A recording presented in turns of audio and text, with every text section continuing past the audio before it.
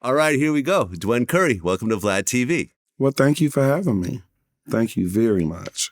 Absolutely. Well, you were featured in Trap Queens recently, which, told a lot about your story, but we want to dig a little bit deeper in this interview, like I always do. You so messy. Come on.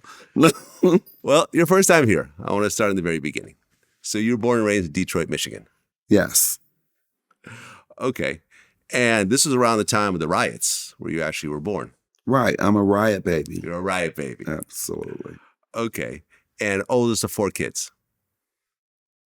Yes. Absolutely.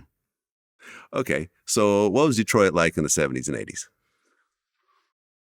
For me, growing up, it was pretty much middle class then. You couldn't tell now if you go back because of, it just looks like it's a war zone.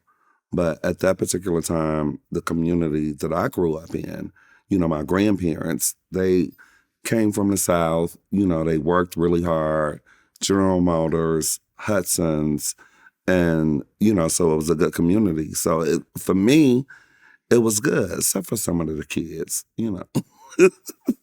But I handled that, so.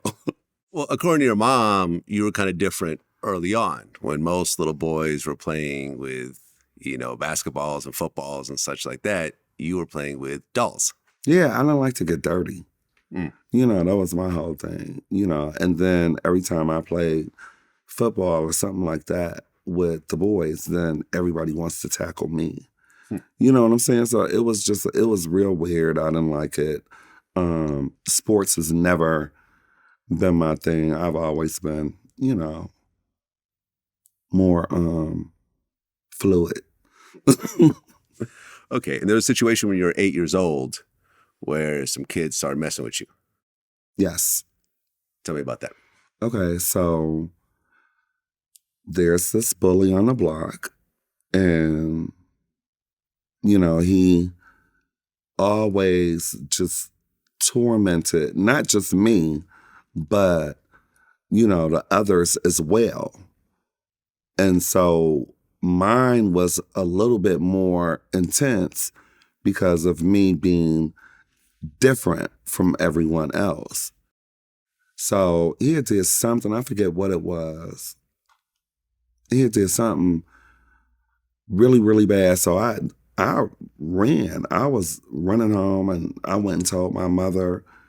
And, shit, the next thing I knew, I knocked his ass upside his head because my mother said, no, fuck this. We are not going to play no games, period. All you got to do is get that motherfucker, the one with the biggest mouth. And that's what I did. And I clobbered him, and it did. It pretty much stopped the bullying. You hit him with a skate, right? Upside his head. Because we used to go to Northland skating rink. So my skates were always close to the door. So, yeah.